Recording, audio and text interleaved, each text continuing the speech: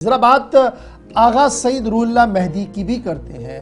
معاملہ ملک کے اندر چل رہا ہے کہ کس طریقے سے وقف قانون میں جو خرابیاں موجودہ قانون کے اندر ہے اس کو کس طریقے سے اجاگر کیا جائے، مسلمانوں تک کس طریقے سے پہنچا جائے، اور سب کی نظریں جہاں سپریم کورٹ پر ہے وہیں پر مختلف تنظیموں کے اتحاد کی طرف سے بھی پروگراموں کا اہتمام کیا جا رہا ہے۔ اس بیچ ایک اور پروگرام ہوا ہے جس میں بات رکھی ہے آغا سعید روح اللہ مہدی نے، اور وقف قانون پر جہاں انہوں نے کھل کر مخالفت تو کی ہے وہیں پر موجودہ نظام پر بھی سوال اٹھاتے ہوئے کہا کہ جموں کشمیر سے دفعہ 370 کا ہٹنا صرف اس لیے یہ جرم تھا کیونکہ جموں کشمیر واحد ایک مسلم اکثریتی ریاست تھی۔ آغا سعید روح اللہ مہدی جو جھارکھنڈ کے اندر وقف ترمیمی قانون کے خلاف احتجاجی مظاہرہ ہو رہا تھا، پروٹیسٹ تھا، اس میں شامل ہوئے تھے، لیکن بہت سارے سوالات پوچھے گئے۔ ایک تو یہ کہ ملک کے اندر اقلیتوں کو، مائنورٹیز کو تنگ طلب کیا جا رہا ہے، مسلمان نشانے پر ہے آغا سعید روح اللہ کے مطابق، اور اسی دوران انہوں نے تذکرہ کیا کہ دو تازہ مثالیں ہم سب کے سامنے ہیں،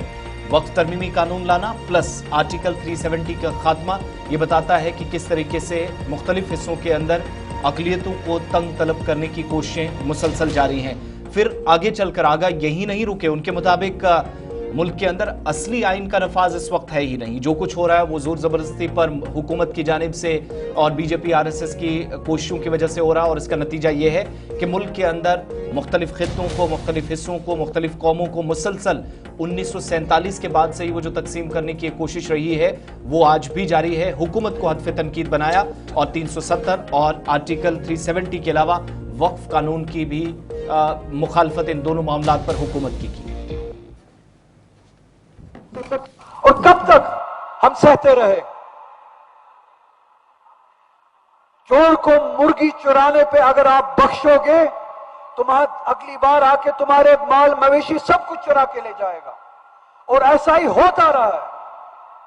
کبھی CAA کے نام پہ اس آئین پہ ڈاکا، کبھی 370 کے نام پہ اس آئین پہ ڈاکا، کبھی وقف کے نام پہ اس آئین پہ ڈاکا، اور یہ سب ایجنڈا ہے RSS کا، آئین نہیں ہے ہندوستان کا۔